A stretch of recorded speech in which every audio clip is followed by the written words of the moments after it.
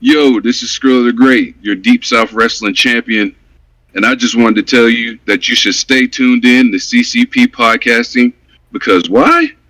Why? Because they're the number one indie podcast in the world right now. Tune in, love it, like it, share it, do it. Boom.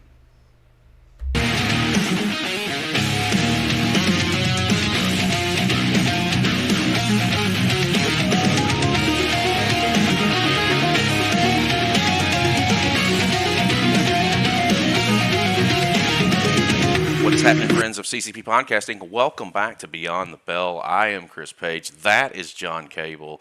Buddy, we are kicking off the month of August on fire. How are you doing today, sir?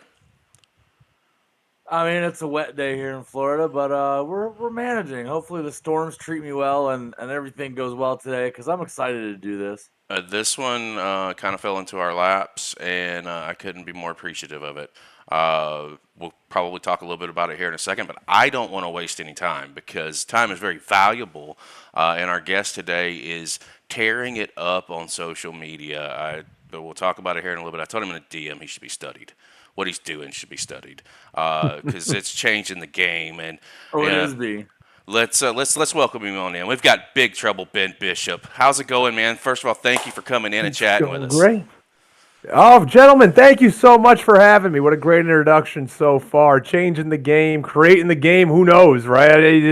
At this point, this social media thing, and even though we've had it for a few years, it's still kind of new to everybody, and everyone's still trying to figure it out. But hey, I'm happy I found a little bit of niche, and more so, I'm happy to be here with you guys today. This is great. Looking forward to chopping it up. Yes, man. You've got a lot of things happening. John, meet Big Trouble Ben Bishop, Mr. Bishop, John Cable. John Cable, pleasure. I feel like I've been in trouble for a while now, and it's now official. We are in big trouble here on CCP Podcast. I mean, being a Florida man, I bet you have been a little bit. I embrace it. I embrace it.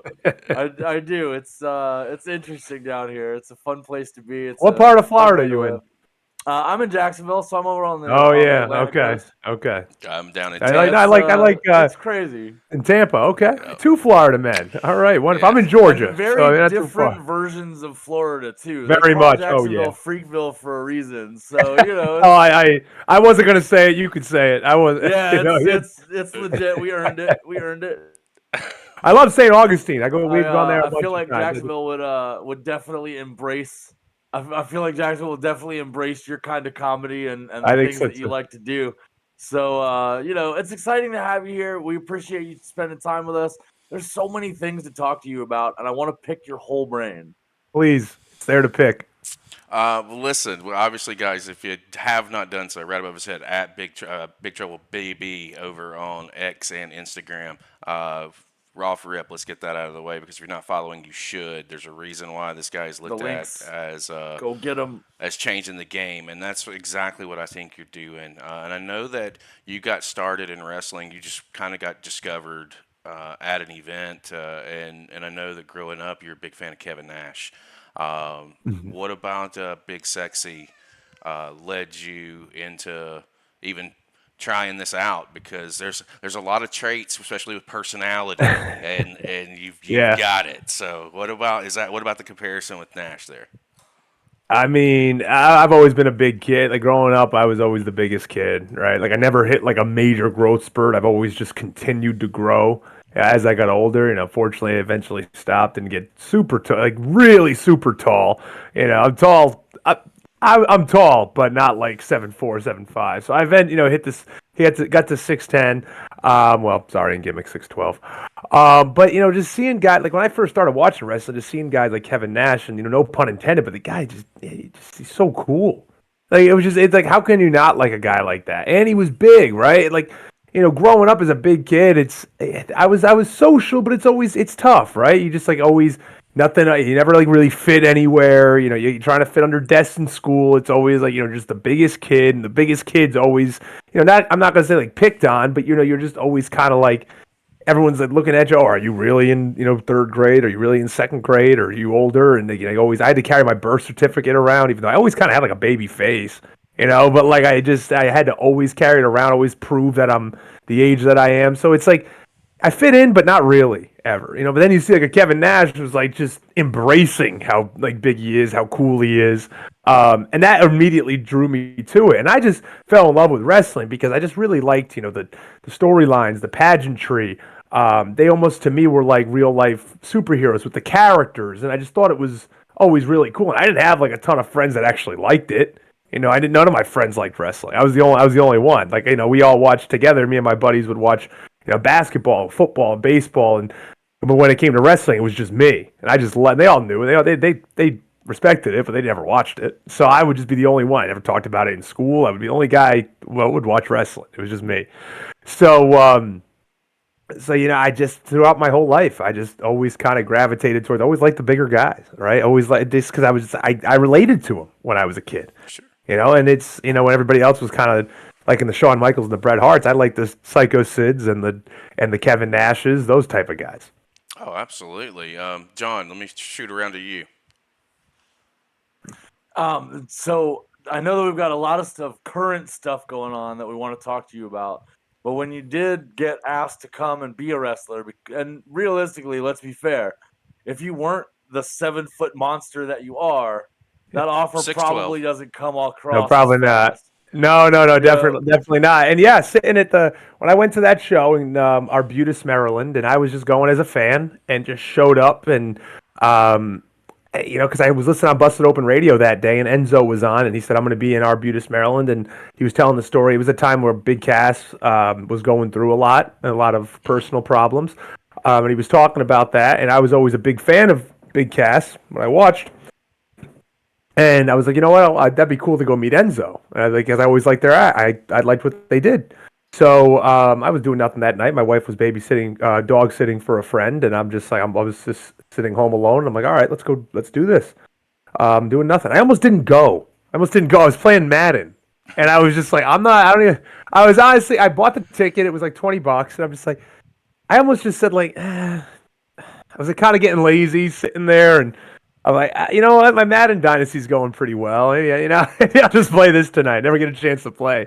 And I'm just gonna motivator for future stuff. Yeah, to get up off the couch. Missed your calling because you were playing Madden. Exactly. So I'm like, at the last minute, I'm like, it was only about 25 minutes away. And I'm like, you know what? I'm just going to go. I get off the couch, go do something. I haven't been to an indie show since 2014. It was 2019 now, right? So I'm like, all right, I'm going to go. So I get up, I go. I almost don't find the place either. I couldn't find it. This is indie wrestling in a nutshell. I couldn't find. It was dark out. I couldn't find this place. Like I'm looking all over. I don't know where the entrance is. Finally, I get there. They already had like the first match going on. I just walk in. Immediately, everyone's looking at me. And because Enzo was there, so they see a 7-foot figure walk through the door, and they knew pretty. And yeah, but I also thought I was Big Cass. Mm-hmm. They thought I was Cass. So like I walk in, they're just kind of like double taking, right? So I just sit down in like the back. I'm just not trying right in the back corner, and just watching. And it was a good indie show, Adrenaline Championship Wrestling. And it was fun. The crowd was into it. A lot of characters on the show still are wrestling to this day at ACW. And then at intermission, just kind of walked to the back and just standing around and, waiting. I was like, all right, I'll wait till Enzo's line dies down. Would love to meet him. And, GillBerg comes up to me. And he's just like, who are you? I said, I'm just Ben. I don't know. What do you mean, who am I? He's like, are you a worker? And I didn't know what that meant. So I just said like, because I wasn't like an internet, and I was no lingo. No, I never used the lingo. I knew like what jobber was, like I knew that type of stuff, but I never used like the insider lingo. I was always just like I would say I was more than a casual fan, but I wasn't an internet hardcore fan, right? I just enjoyed watching it, and that was it. I didn't go online and read Dave Meltzer. I didn't do any of that. I just went online. I just watched the show. So yeah. So he's like, "Are you a worker?" I was like, "Yeah." I have a job. And he said, "No." I said, "No. Are you a wrestler?" And I was like, "No." He's like, "Do you want to be?" So I was like, "Yeah, sure. Yeah, okay." So you come meet Jimmy. So I don't know. I'm like, who the hell is Jimmy? And it was James Ellsworth. So he walks me up to Ellsworth, and he just says, Ellsworth looks at me. He's like, "What the fuck? Who are you?" Again, I'm just Ben. So, and then he's like, do you want to try this? I'm like, sure. And then next day I started training. It was as quick as that. That was it. There was no courtship or anything, if we call it that. I wasn't. I was just like, "Do you want to do it?" So I went to Hanover, PA, the next day, helped set up the ring, and took my first bump. Ran the ropes a few times, and I just couldn't stop smiling. To be honest, I was just, like, so happy to finally be able to do it. I was like, this is what I've always wanted to do. How did that first day look to you? Like, was it what Yeah. you expected it to be? Like, what kind of expectations did you even have going into something like that? That's a great question. No one's really asked me because I didn't know like what to expect. I get to the Hanover, this armory in Hanover, right? And it's a September day. It's pretty hot, and I get to this armory, and no AC, obviously no AC. And it just like I'm looking around, like no one's there. I'm the first one there. I'm like, shit. Like, is this like when's this? Am I in the right place? Like, is this am I? So I'm just sitting there, and then all of a sudden, the back door opens, the big garage door opens, and here comes the ring. It comes in. I didn't know how any of this shit worked, and I thought the ring was gonna be set up. And I get that, I'm like, all right, you ready to set up the ring? Welcome to the Indies. I know, yeah, right, yeah. Everybody's on ring crew. So I'm like, oh, all right, well, me being me, I'm gonna help. I'm not gonna be like, well, I'm not here to set up a ring, so I just start learning how to do that, carrying stuff off the truck, and first test you passed.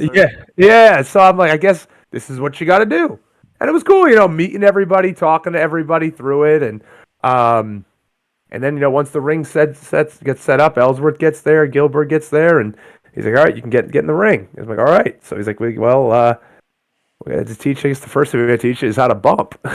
Like, okay.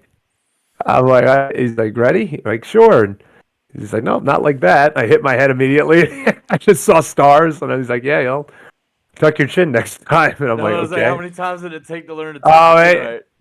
It took a bit. You saw stars, and I'm like, oh man, this doesn't feel great. So I ended up, taking a few bumps, running the ropes a few times. Learning how to do that. And the next day, I went to go train at Nick Taylor's. He goes by Sickened on the independent circuit at his house.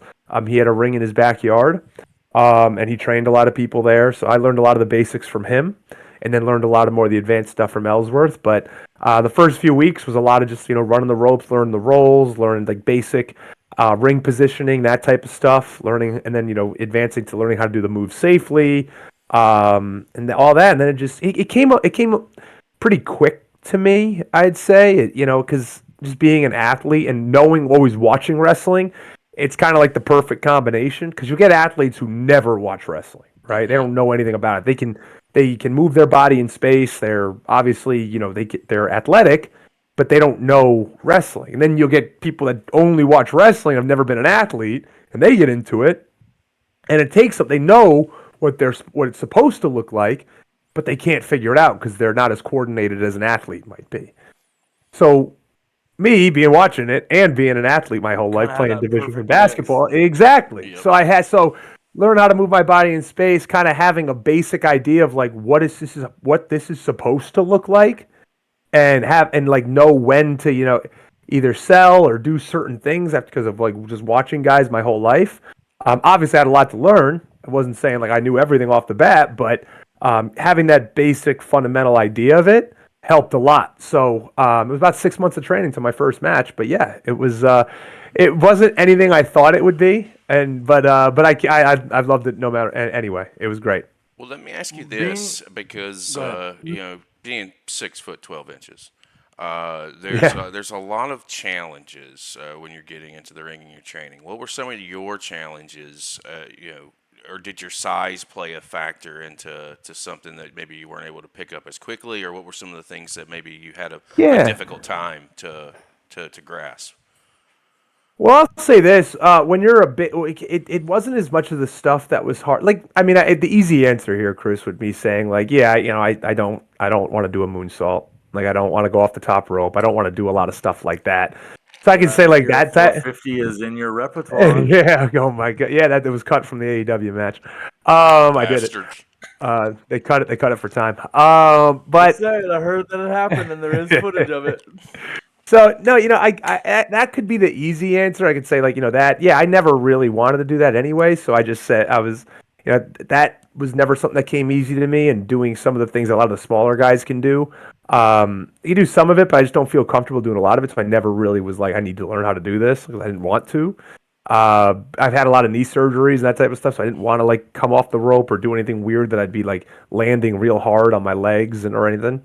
So, but honestly, the toughest thing being a big guy in wrestling is that everybody has an opinion about what a big guy should do. And it can be total opposite opinions. That's the one thing. The other thing is that when you're a big guy in wrestling, people already have a sense of, it's controversial, right? Because people will either love you immediately or they don't want to like you. Because so they're gonna think like, oh man, like you look how big you are, and they'll give you all this adulation, and they'll tell you like, you're gonna be amazing. You know, Vince would love you. You can tell you how many times I heard that. You know, just over and over again, all these, and they could just like blow smoke up your ass. But then you're gonna have people who just, no matter what, are gonna think you suck because they've had a bad experience working with a big guy, or they're like, oh, big guys get all the opportunities, this, that, and the other. So it's that's what you're gonna get. And again, I'll tell you this: like seriously, it was a 2-week time period where I worked a match in front of two well-respected veterans. At least one is very well-respected. The other, you know, I'm not going to say his name, but the other, the jury's out for that. But I would say, you know, generally 2 well-respected veterans and I worked similar matches in front of both of them, and I asked them both for advice. They gave me the total opposite advice. And it was within a 2-week time period. So and that's how it is with big guys. That's how it is. That's like been the toughest thing, is that everybody has an opinion. You sell too much. You're not selling enough. Oh, you bump for that guy. No, you got to bump more. Oh, you're moving too fast. No, you got to move slower. So it's everybody has an opinion, and the hardest thing is just trying to find, because it can be guys that are. It could be 2 WWE Hall of Famers. It could be 2 well-respected veterans, 2 guys that are working at top companies that are just giving you advice on the same match, and it's just absolutely the total opposite. So you just got to find a way that you can meld it all together. But then also you got to realize, and one thing you got to learn in wrestling, and I think Dr. Tom said it, so it might be kind of cliche at this point, is that, you know, wrestling is like, you know, it's like flavors of ice cream. You're not going to like everything. And you just got to understand that we're not playing a real sport here. It's not, if you hit 350 with 30 home runs and 100 RBIs, you're good. Like, it doesn't matter. I don't care how your swing technically looks. It doesn't matter if that's what you're doing. Right. It's working, right? I don't care if your mechanics aren't perfect. If those are your numbers for a whole season playing baseball, playing the major leagues, no one's going to tell you to do something different, right? But in wrestling, I mean, everybody will, but who cares? Yeah, but it doesn't matter, right? You're still gonna make your money. But the people that matter won't. People like, well, you're making us money. I don't give a shit what you do, right? But in wrestling, if people like you can go out there and you can see like a veteran throw a punch. You can say like Billy Gunn throws a punch. I can throw the exact same punch. Someone will have a problem with how I do it, right? Just because it's like, well, you're not, you know, it's just because they can, because it's so subjective. It doesn't matter. It's like you can cut a promo the same as somebody else. You can put their name on it. Oh, it's great. I can put someone else's name on it, and it's not good, right? But you cut it the same exact way. It's the same. But that's how it is, because it's so subjective, and you know, people will take, and unfortunately, you know, it's a hard thing to learn, because you want to try to please everybody, especially being an athlete. You know, but my whole life, you know, you want to try and please everyone that's telling you. It's like, okay, well, if I put up numbers, I'm good, right? But in wrestling, it's like, oh, I feel like I had a great match. And you come to the curtain, and someone's like, that sucked. And it's like, what sucked about it? I didn't like it. It's like, why? It's like, nah, you guys didn't. Yeah, exactly. And you can't change them. And that's it. That's all they have to say. And so you can't change their opinions. So that's the toughest thing, honestly, for me. And being just like a genuinely growing up trying to be a people pleaser, and that was always the hardest thing for me in wrestling to really grasp. We don't like the A word. What's that? Adulting. Adulting. We like to have it with lowercase a's for sure. Yeah. You got your two kinds of adults. You got your adulting with the lowercase and with the uppercase A, and that's kind of been a thing on the channel. And everyone, you're 100%. Everybody's got an opinion, and all of them are going to be different.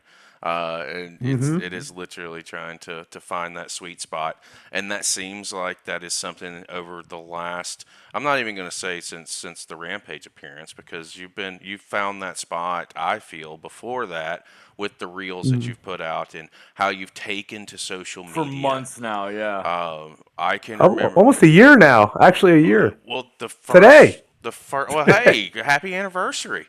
Yeah. Thanks. The first one, congratulations. the first reel I remember seeing was you and Jack Vaughn, and you came across my timeline. I don't remember how long ago it was, and I looked at That it. was in March. I laughed my ass off. We got another one coming out, by the way. I just right before this, I recorded some videos that we have coming out, so we're gonna do another one. Yeah, unfortunately, we're not in the same area. He's in Indiana, and I'm in Georgia, so we're trying to figure out ways to collaborate more. So yeah, there's another one coming out. So man, hot take or scoop. There you go. There you go. We'll take it. I say you've changed the game, and I really feel like as far as the social media aspect of it, you have got it locked down in a bear hug. Because the content that you're creating, you're changing the game as we go, and truthfully, like I've said to you privately, you should be studied on how to get attention. Well, realistically, the internet is absolutely studying him right now. They're all talking about him. They're all analyzing what he's doing. They all see it, and either they like it or they don't. And like he was talking about earlier, the thing with wrestling that's very different from other things, wrestling is an art form, and art is subjective to personal taste. Yep. And this, just like any other form of entertainment, is just like that. Everybody's going to have an opinion, and the difference here is that with the advent of the internet and social media posts and apps that let you just spew your diatribe into the void, everyone gets to have an opinion and express it as loud as they want to. And that's the joy of the new era that you guys are leading into. And some of the other podcasts you've been on, you've talked about this group of guys that you're sort of lumped into with you and Hendry and Danhausen and guys like you that are doing these different things, that are approaching social media like a marketing platform and really becoming content creators in your own content space. Because you're not just creating content, you're creating personalized shorts and stories and jokes that poke fun at the shit that you guys deal with as professional wrestlers. And a lot of people out there either get it or they don't, and they either like it or they don't. But the people that get it and enjoy it know what you're doing, and that's what makes it popular. And it isn't just that you're making funny things, you're having authentic fun being yourself, creating these things, and the fans are fucking plugged in, as they should be. Yeah, and that's what it came down to. Because about a year ago, I said to myself, like, is this for me?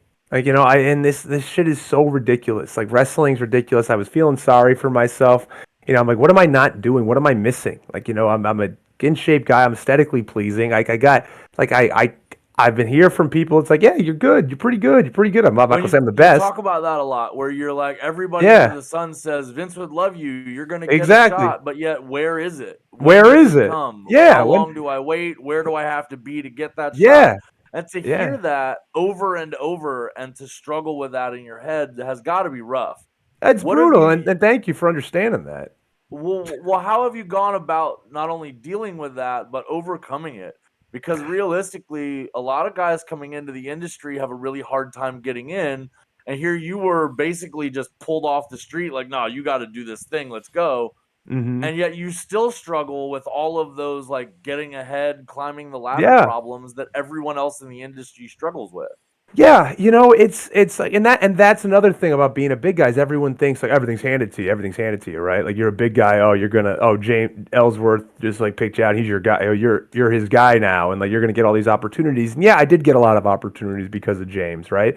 I also got a lot of opportunities because I work hard on my body. I'm in shape. I'm not just some slob that like a lot of guys that the industry is who and that's how you got to do it. That's how you got to do it. So But as soon as it started, it was like you'll be signed in a year. You'll be signed in less than 2 years. You're going to be signed in less than 3 years. Oh, it's you're easy. Once they see you, it's all done. Like you're good. And you keep hearing that, and unfortunately, it just never ever happened.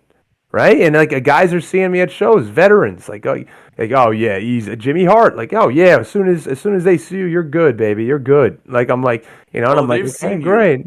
Yeah, so it's like that was always like kind of just like what the hell, finally had my first AEW match in 2021. Oh, as soon as they see you, they're gonna hire you.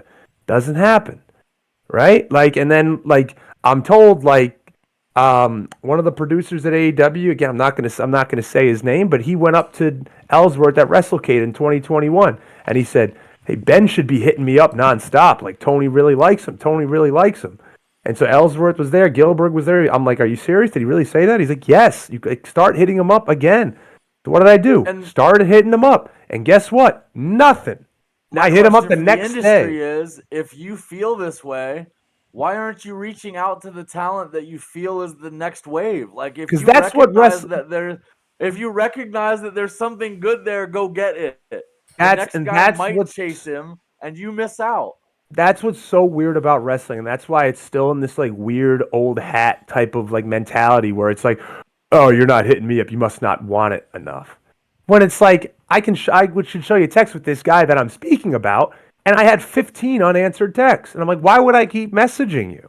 Like I feel like an angry like ex-girlfriend. Like I'm just like texting you. I'm a weird creeper internet guy. Yeah, and I'm just like, and I'm not like that. So I'm like, all right, that I'm interested. Why would I text you a bunch of times? And like, hey, here's a match. Can I get feedback? Nothing. Here's another match. Can I get feedback? Nothing. Hey, I'm like really interested. You guys are gonna be here. Nothing. Like nothing. And I'm just like. Why would you say this to him? We see your Twitter feed too. It's like anytime you're going to be anywhere near a show that you could possibly attend, you're like, "Hey, I'm available." I mean that's pretty good. And show up. That's part of the rib too, honestly, because like that's how they want. They want you to be like that. But you know what? I'm at the point where I don't care about heat, and guys are afraid to do that. To be completely honest, guys are so afraid to do that. Like they don't want because they think like, oh, I don't want to rub them the wrong way. Like fuck it, I'm done with this. Like not rub fuck this shit. Like I'm like I don't care if it rubs guys the wrong way that I'm tweeting at you or promoting the show or like making people talk about you. I don't care. I'm so of the business. That's how guys get ahead. Mm-hmm. That's how guys get ahead. So like my whole life, all I heard was my whole like 5 years doing this. All I heard is you're gonna make it. You're good. Oh, you'll be signed. Don't worry. You'll be signed. Don't worry about anything. You'll be signed. And I'm just like, okay, then when the fuck is it gonna happen? Like I'm so sick of this. Oh, you don't worry. You'll be good. Because I see. Because believe me, and I'll say I see a ton of big guys get signed, sight unseen, and all they're do like. The guy's taking one bump or somebody seeing him doing something remotely athletic and they get signed and they get this, whatever you want to call it, developmental deal for both companies. And they get signed and then they just like fade into obscurity because one, they either just don't like wrestling. Two, they just don't get it. And they just never pick it up. And three, they don't work the indies. Like, do you think you can just go and like have a couple of practice matches in a facility and think you're ready for TV? You kidding? No one can. I don't care who you are. I don't care. Like the 1% can maybe get away with that. Even Brock Lesnar, John Cena, Randy Orton, when they were coming up, they were working in shithole towns in Kentucky. Like they basically did the indies for a year and a half, 2 years before they made it to the main roster, learning to work in front of audiences. We're working at the OVW studio, doing the road trip, setting up the ring. Some of these guys, like you're seeing on TV, some of these big guys, they don't do shit. All they do is train a little bit once or twice a week, maybe, and then all of a sudden they get TV spots, and that's what lights a fire under me, to be completely honest. Because I'm like, what the fuck? I'm the one during the pandemic going to Tennessee every single week and wrestling in Tennessee because it was the only place I could wrestle. I'm the one that's put out of my own pocket, doing all this shit, going all these places just to get reps. Trying to network, and people are like, "Oh, well, you're big. You get all these opportunities." No, motherfucker, I'm not just because I'm big. You gotta because I'm fucking going out there and doing it. Groundwork. I'm going out there to get there. And so, and with all of that, and where I'm getting to with it, is that even then, and at this time last year, I was saying like that's still not enough.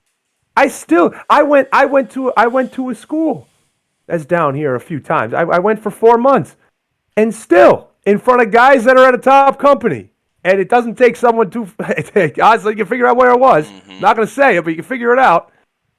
And still, I was in front of them. Nothing. Didn't give a shit. Didn't give a shit about me. And so I'm like, I was about it. I was about done. And I'll let you. We can take it offline, but I'm not going to say it here. But you can figure it out. So at that point, I'm just like, you know what? Maybe I don't have it, and that's it. I'm done. I'm going to call it quits. But then, just sitting on my couch, and I remember it. It was just around basically this time last year. Nicky the Good on Twitter. Nicky, he worked for Barstool. He hits me up and he says, "Would you want to do the wrestling podcast with me?"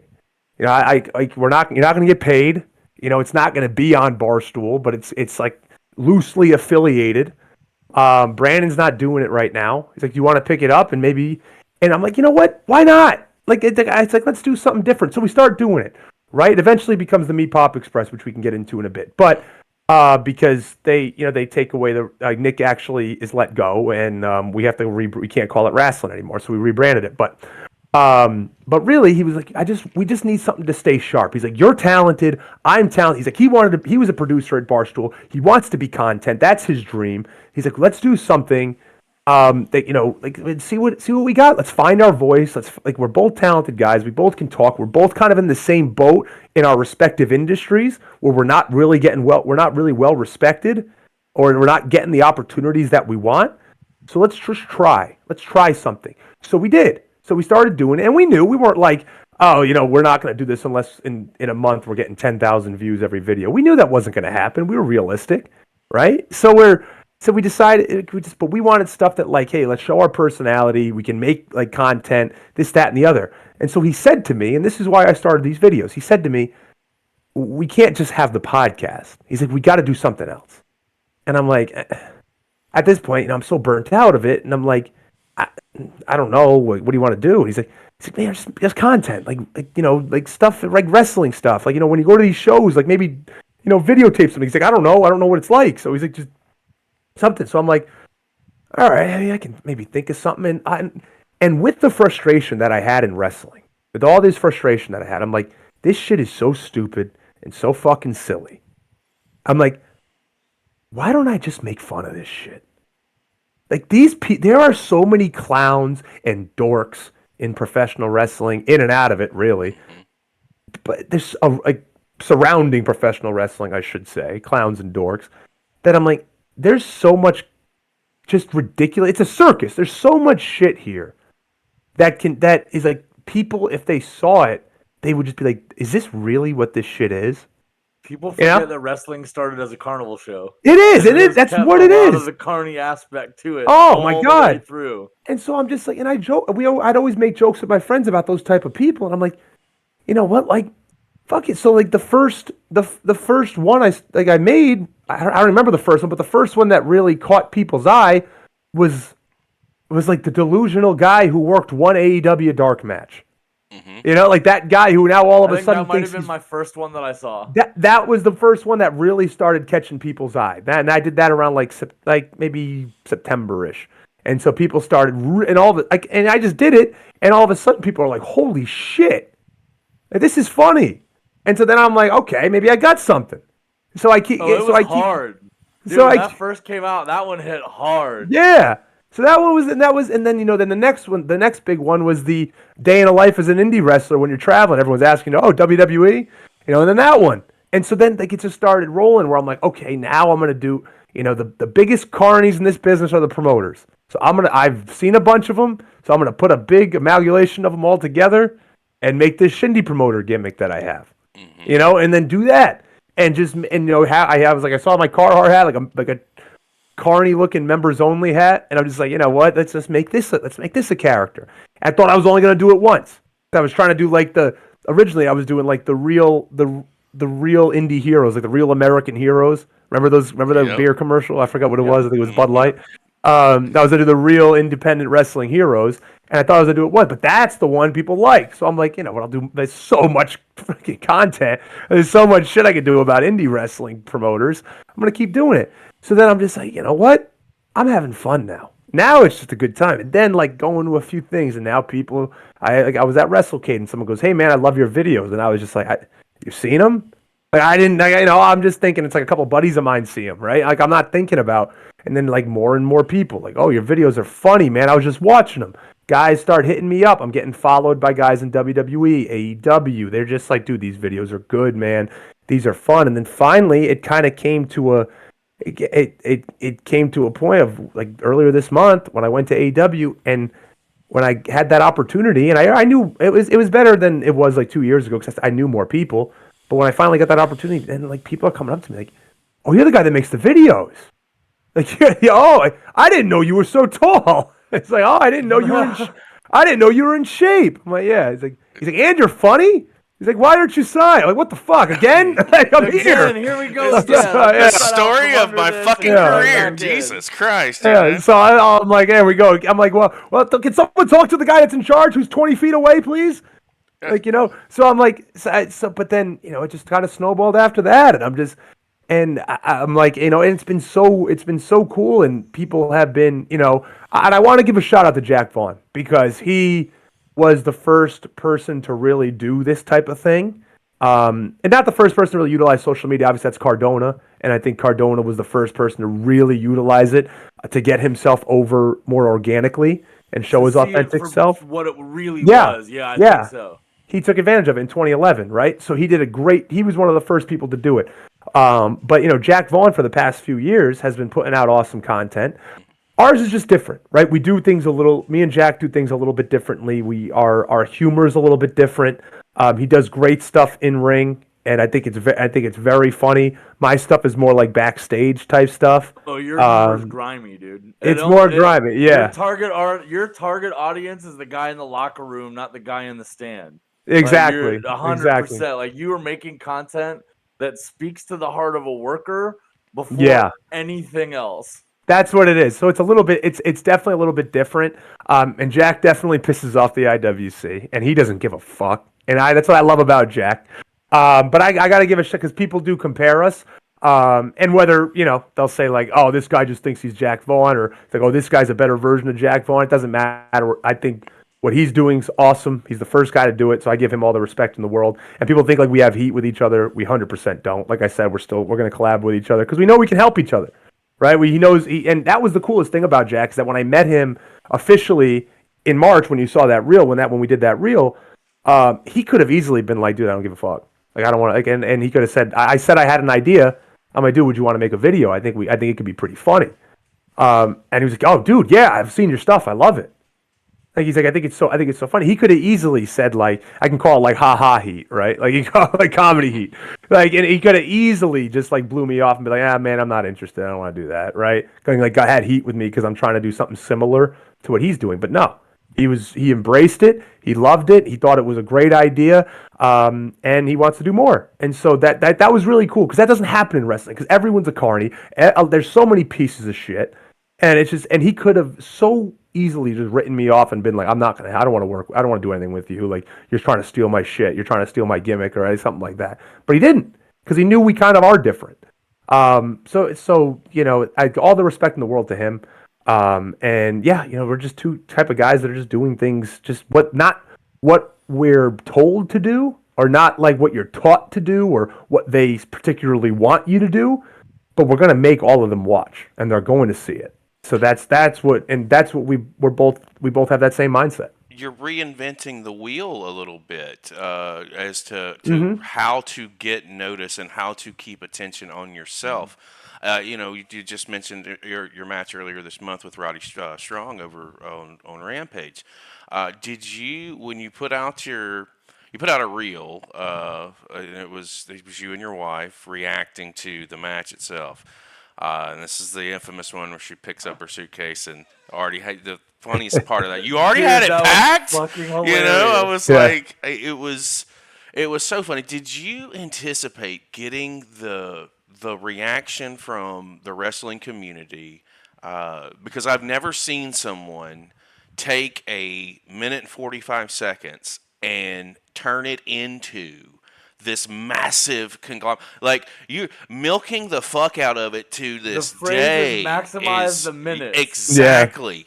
Dude, nobody has ever maximized less than 2 minutes as much as you have. I think the only guy that has is the guy who trained me, James Ellsworth, to be completely honest with you. He might be the only one that has, because he did. He turned it into a damn contract with WWE. So I could say I'm second place. But I learned from the guy who did it the best. But no, because here's the backstory. I could have easily, when I heard what I was doing that night, and I'm like, I there wasn't even a big board. One of the producers came to me and goes, by the way, you have a match. I was like, I do? He said, who am I wrestling? Rodrick Strong. Oh, that's cool. Rodrick, you got 2 minutes. I knew I wasn't going to win. So I'm like, I got 2 minutes. And so I'm just like thinking, like, what are we going to do? Rodrick, great guy. And Rodrick actually wanted to give me a little bit more. And he's like, I'll let you do like a move or something and give you, you can beat me up a little bit. And I have my guys on the outside. Maybe they'll get involved. But then one of the producers came over and goes, nope, and none of that. You got to go over real strong. None of that at all. And Rodrick, you could tell he was kind of like, okay. You could tell he was a little, like, he wanted to say, like, dude, I'm sorry. Like, and I just. As a worker, what does a squash do for you? No, and he's a heel. He's like, he could have. But. Yeah, exactly. So that's how he was kind of thinking, and he's just like, all right, well, it's not going to get me heat. I'm like going over too strong against a guy who's way bigger than me, because he gets it. So, but whatever, that's what it was. So I could have easily went in the corner and felt sorry for myself. I could have said, like, this is bullshit. I'm 7 feet tall. I'm 300 pounds, this, that, and the other. I got to look like a fucking idiot on national TV. And then it hit me. I'm like, you know what? This is funny. This is just funny. This is fucking funny. So I'm like, I'm gonna fuck it.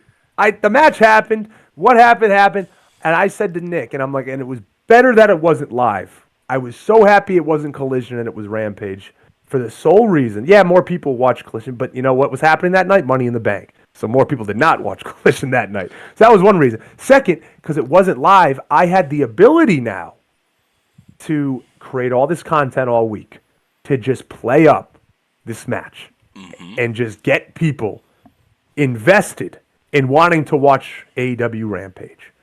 And like, what is this guy talking about? I'm talking about the biggest debut in AEW Rampage history, right? Like, it's like, who is this guy? People are like, what the hell is this? And I'm just like organically guerrilla marketing and just putting it out there, putting out putting myself on the graphic, all this stuff, just saying all this. And people that are like, oh man, like people are coming out of the woodwork, like, oh wow, are you like, you got a big match? I'm like, yeah, it's a big match. You got to tune in. Like, and so everyone's getting excited. So I had all that expectations. And I was like, this could either go so well or so fucking bad. And I was saying that to Nick. I'm like, willing to take the risk to get it. I was because you know what? I had nothing.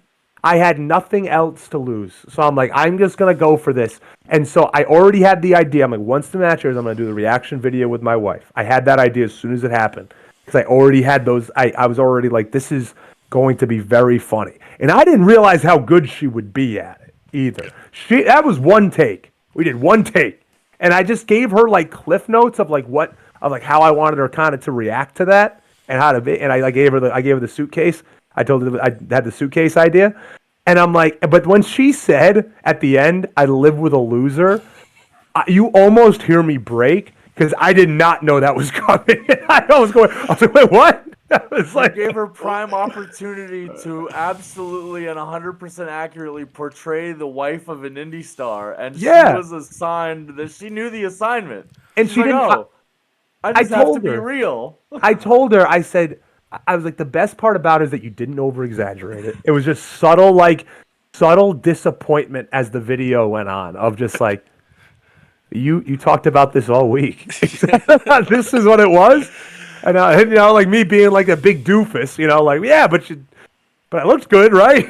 Like it's just, and so it was, and that, you know what? I think that's when people like it hit, like you said, Chris, like that's what, and it finally people were like, okay, I like this guy. because I'm not just a hardo wrestler of like, oh, I wasn't gonna be the guy to be like, yeah, it was fun being on Rampage, that was cool, and I'll put up a few pictures and be like a goofy guy like that. I'm like, no, let me show like some personality. Then I had the idea with the highlight video, where I'm just like, it's just gonna be the post. That was fucking. I'm sorry. That was fucking great.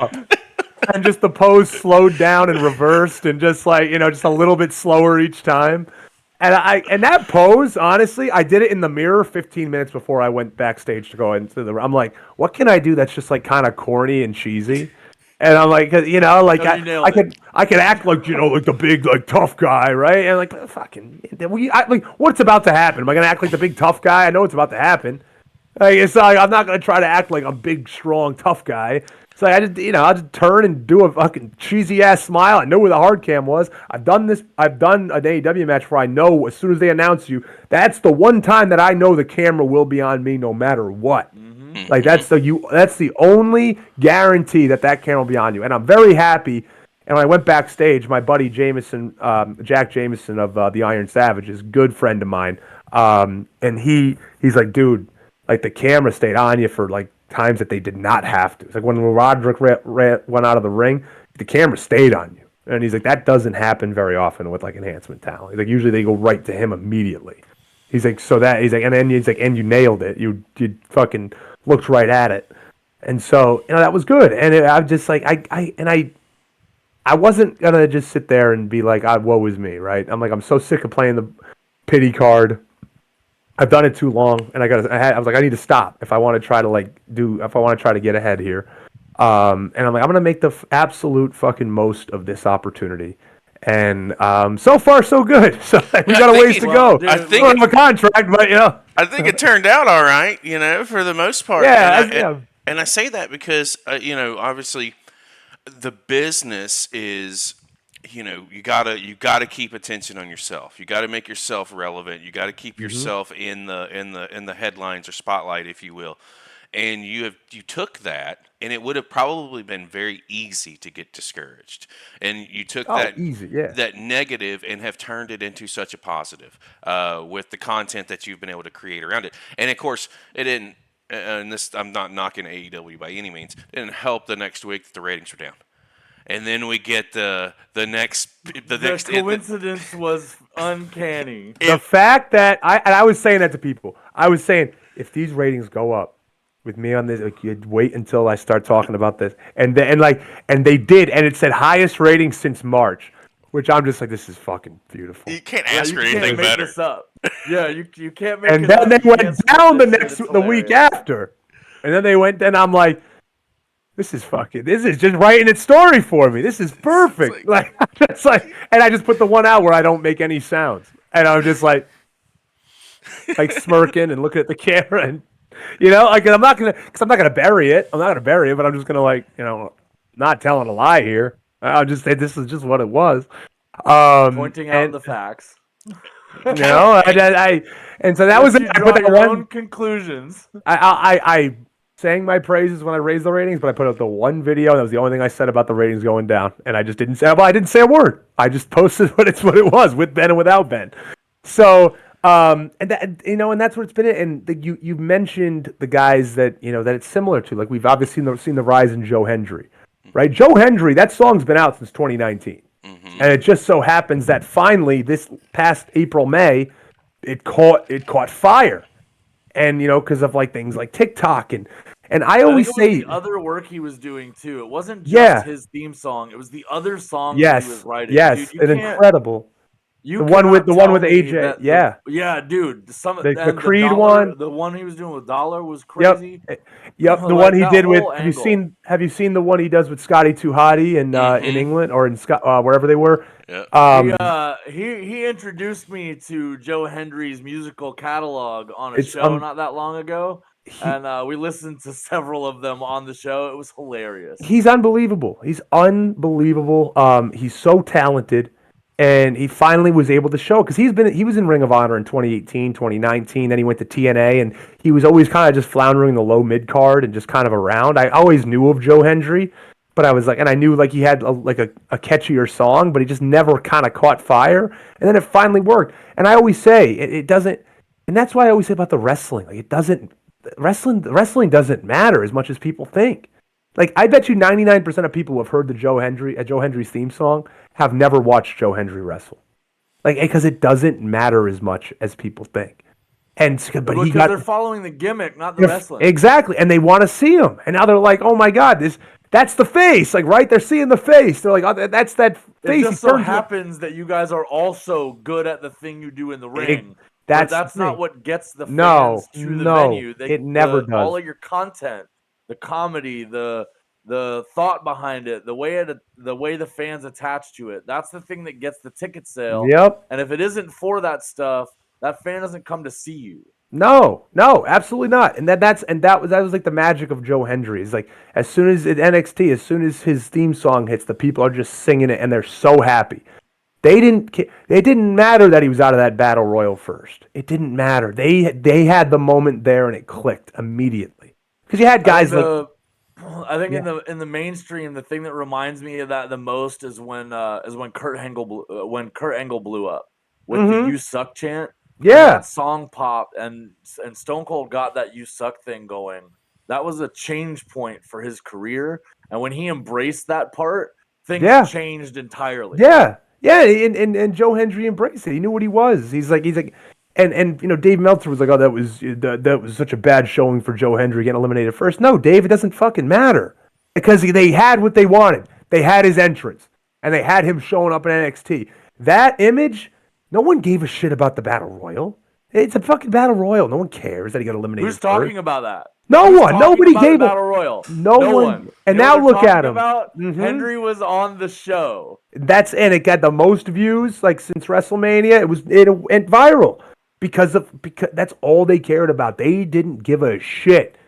If he was the first eliminated or the last eliminated, it didn't matter. It wouldn't have mattered. And it was better that it wasn't because all the focus would have been on him the whole match. If he wasn't winning, then he should have been eliminated first because it would have just taken away from everybody else. But now look at him. He's winning matches on NXT. He's going to have he's a highly anticipated he's on fire all over the music internet. Segment coming up. He's on fire all over the internet. His face is known everywhere. He bought a billboard when they were in Scotland for Clash at the Castle. Yep. Like it. Just smart marketing, and that's a guy like I'm just like, man, look what he's doing, and that was my idea with the gift that I have with the pose and just focusing it on my face, like the falconer, type of gif where it just comes in like just me smiling like a goof, right? And it's like, but if you just keep doing that and it catches on, now people are using it, now people are sharing it too, and they think it's a funny. meme. It's a response now. Yeah, it's legit a whole response to things on social media. Yeah, so I'm just like, so that was like, I'm like, you know what, again, like it's you don't want to just always reinvent the wheel. Like, see what guys are doing, and people like short form, quick content, something like that where it's fun, it's easy, they can get along. Like I can easily go out and be like I'm the fucking big 7-foot badass fucking big guy, right? Like. It's fucking wrestling. Everyone knows what wrestling is at this point. Like, why do I gotta be the big fucking stupid badass? Come on. Like, it's so silly. Like, have a personality. There you go. I was about to say, and I can, as a fan, and and on the working side of the equation, I can more appreciate the personality behind what you're bringing to the table right now, because again, John, you said it earlier. It will draw tickets. It will sell tickets. It will put asses in seats. It will do what it needs to do for not only you but anyone that you're on a show with. Like that's the biggest piece of the equation, because while yes, what you're doing is drawing attention to you, but it's also drawing attention to any show that you take part of. Case in point, I will say this, and I've not chatted with you about this, Ben. Any of my online interactions with you, period, if I've tagged you in anything or if you've retweeted anything, has become the highest viewed tweets or Instagram posts. So there's eyeballs on you for sure. And I say that not to discredit anyone else that I've tagged in posts, et cetera, but in general, it's something different. It means to me that like not only do I see it, not only does John see it, but the people who do see what you're doing and appreciate what you're doing are following you religiously. You know, it's something that and that's a different thing than just having a fan base too. Like, it's one thing to have 1 million subscribers on a platform. It's another thing to get 1 million views on your product. Like, you can have all the subscribers on a platform that you want. If they're not watching, your engagements are low. You have engagement coming out of your ass. Like, everything you touch, people are looking at it and they're watching it. You are a hot commodity on the internet, which is pretty surreal to think about, right? I mean, it's kind of cool. It's kind of cool right now, right? I don't know, man, because I'm just still Ben. Honestly, like when we started with this, like I am. I don't know. Like I think I'm just trying to like take it all in. It's been great. I'm just trying to have fun. And it's like I stay humble, honestly. Like I know I'm not at the point yet where I want to be, and that's the athlete in me, where it's a blessing and a curse. Ceiling? I mean, no, really? that's the crazy, and that's the thing is like I don't want to. I know how this shit goes, right? Like I know how wrestling goes, and I'm not saying I'm a hardened, crusty vet, but I've done it for 5 years and I've seen a lot, and it's a fucking roller coaster. Right, so I know there's ups, there's downs. There's going to be up times, there's going to be down times. It's going to happen, and I'm not I get it. So it's not like but you got to ride the high when you can ride the high, and you also got to love the little wins, and that's what I have a big problem with. We want to talk about something I had issues with and trying to figure out is like trying to be like I've done cool stuff, and like it, and my wife says it to me all the time, like take a step back sometimes and don't get so hard on yourself. And like, it's like I've done cool stuff with Barstool, right? Like I've been on some of their podcasts. I've worked out with DDP, who's one of my favorite wrestlers of all time, and I've become relatively pretty close with DDP. I go over his house, we work out every now and then. I've been on Young Rock. I've done a WWE 2K commercial. I've met all these guys that I never thought I'd ever have a chance to meet. Right? I've done a WWE tryout. I've done AEW a few times. Now I've been on national TV. And just like all the little things in between, right? Where it's just like, but I'm just like, God, I haven't got a contract. But I'm like, people are like, dude, just sit back and enjoy it, man. Because like, and especially now, it's like, now what you're doing is cool. People are watching. I get DMs all the time now from like different wrestlers, like AEW, WWE. Man, what you're doing is so cool. Like I'm getting followed out of the blue I'm like, what the fuck? Really? Like, it's like this guy, sure. Yeah, it's just like cool, and it's like, wow, now this person's following me, because wrestlers don't want to give too much credit to other wrestlers. I mean, you're not a secret. They don't. Forbid. They the competition to be at the top. Yeah, is insane in this they don't. They don't want to. But like, they're at some point they'll say like, I can't deny I like this shit. Like you can't. Like Joe Hendry. It's like you can't deny you like it, and you can't. You just be lying to yourself, or you're just coming off too much of a hater, And like I always say to a lot of the guys too, and I'm like, listen, I'm not trying to insult anybody. Like what I do, you got to understand what it is, right? It's a parody. I make fun of myself. I make fun of big guys in wrestling too, because we're just as clownish as fucking everybody else. So like I tell guys.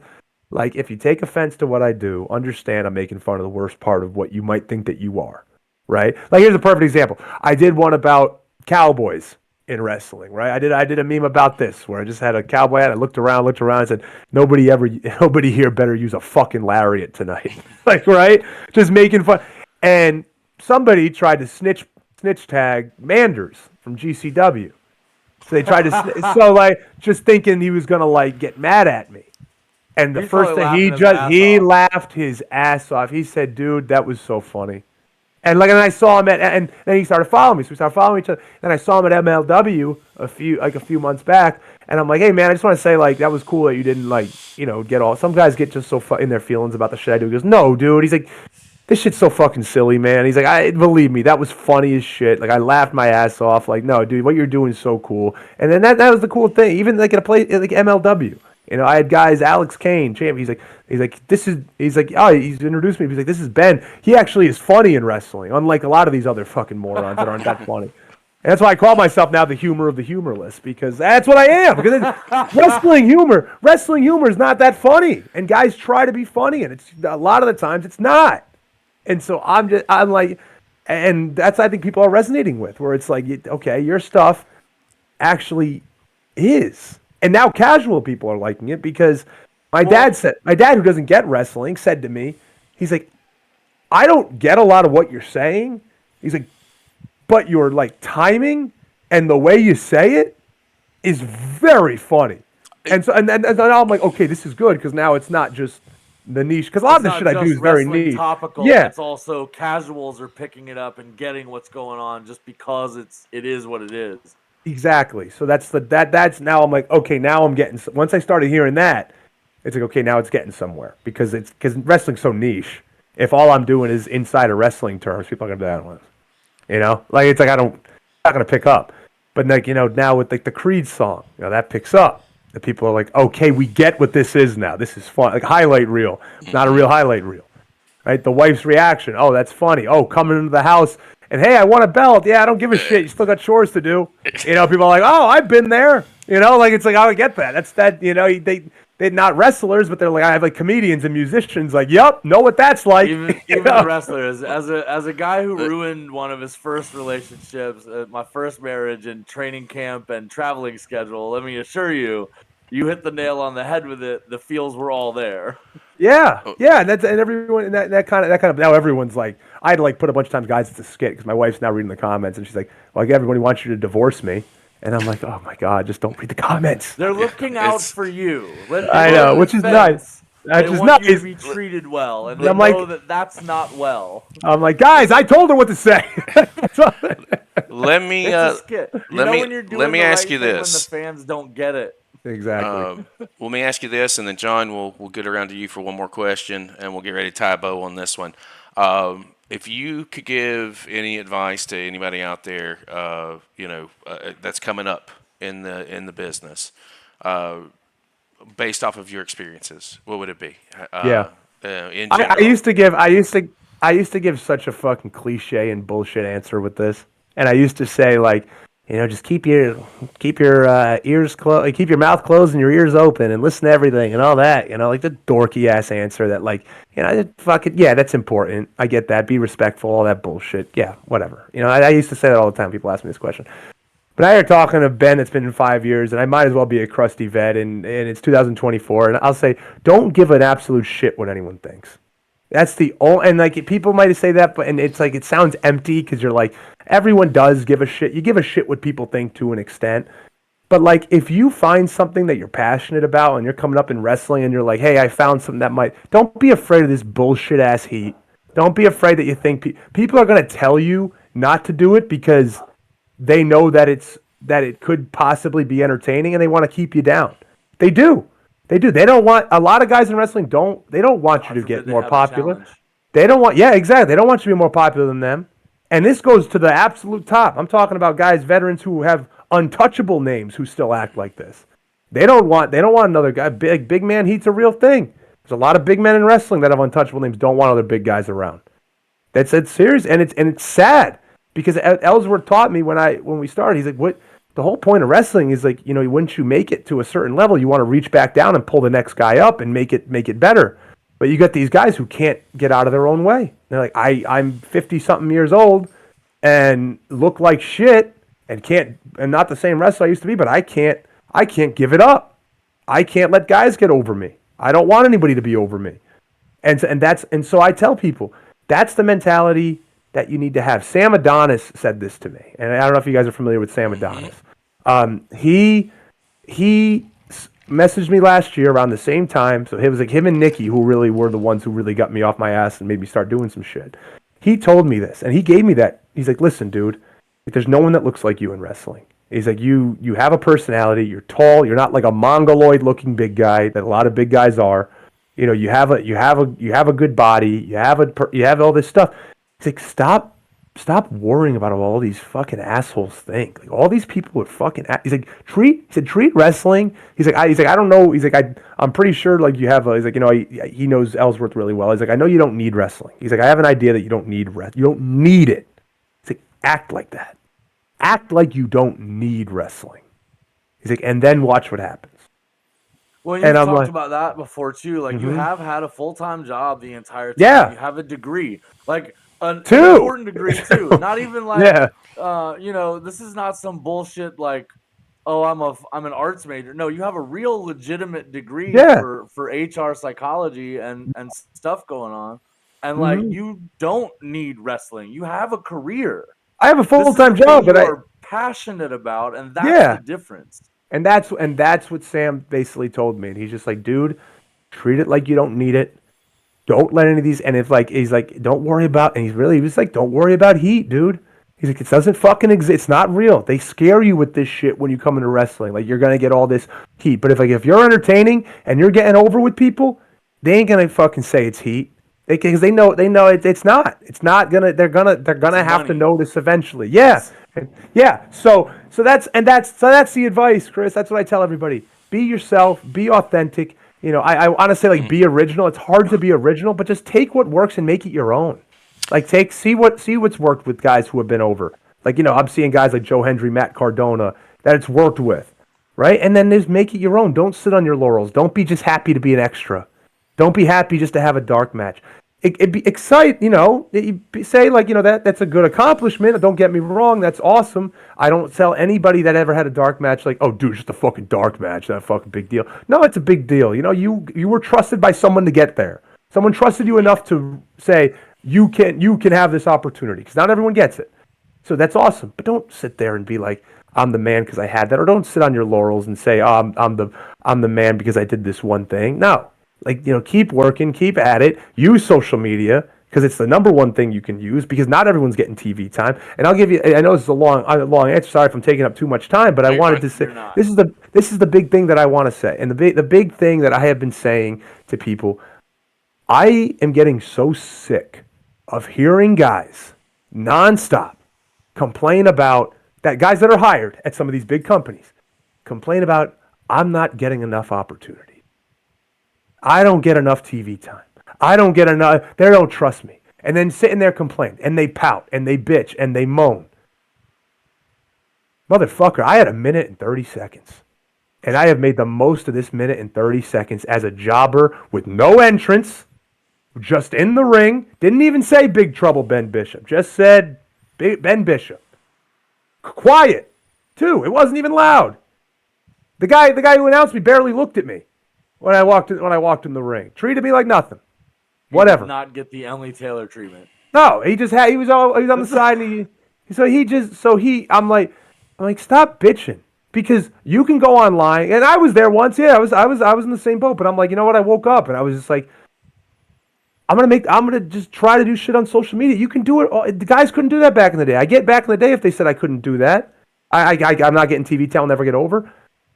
Use social media. Use it to your advantage and get over that way. Like, make content. Be creative. Show them that you can do it. You can't just say I'm not getting an opportunity because I'm not on TV. Make something. Make something of it. And it's just like it infuriates me because brother, sister, you got jobs.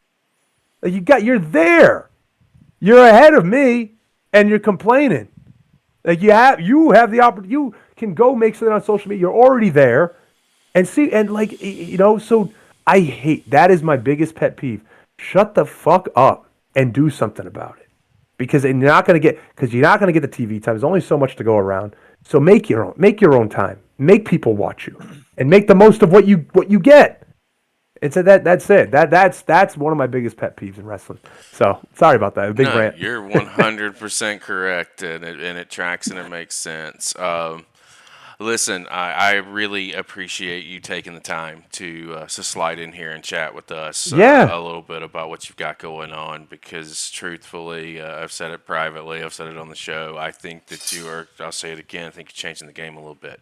And Thank you, with what you're doing and how you're doing it, it is phenomenal to see. And just our interactions, pull the curtain back a little bit. This show came together in like 72 hours. Not even 72 hours ago. And I'm going to put you over here because I think I told you privately, this has been the easiest talent conversations that I've had, and to get on a show, and the fact that you offered to come in and do it was something that has not happened to us. Usually it's been us being like, hey, we're going to go do this. But in this case, I was like, hey, don't be surprised if you see a spotlight show and you just willingly jumped in to come in and talk to us and do this show as well as do a spotlight show. And I couldn't thank you enough. Yeah, of course. And you know what I say about it is like we're all trying to grind, we're all trying to do something, right? No matter what level we're at. Like I love doing this type of stuff. First of all, it keeps me sharp, keeps me busy, keeps me doing something. I never booking this weekend. So you know what? Like I want to stay on people's mind. Might as well do some podcasts, talk to some people. Right? Answer some different questions. Talk about, while people are looking at me, like you're saying, like they might be like, oh, I want to know more about him. Why don't I listen to one of these podcasts that he's on? Like, why not? Why not? You guys asking good questions too. Good presentation. Putting out the flyers and stuff and doing all that type of shit. It's like, of course. And no, I appreciate you guys having me on. I love to talk, as you can tell. So I can definitely talk. And I like talking about this type of stuff. And I'm at a point where it's like, there was a point where I didn't want to do podcasts anymore because I'm like, if I could feel corny doing these, right? But now I'm like, you know what? I got shit to say and I want to say it. So why not? We definitely appreciate it. Guys, if you're looking for anything Big Trouble related, again, right above his head is his Instagram and his Twitter.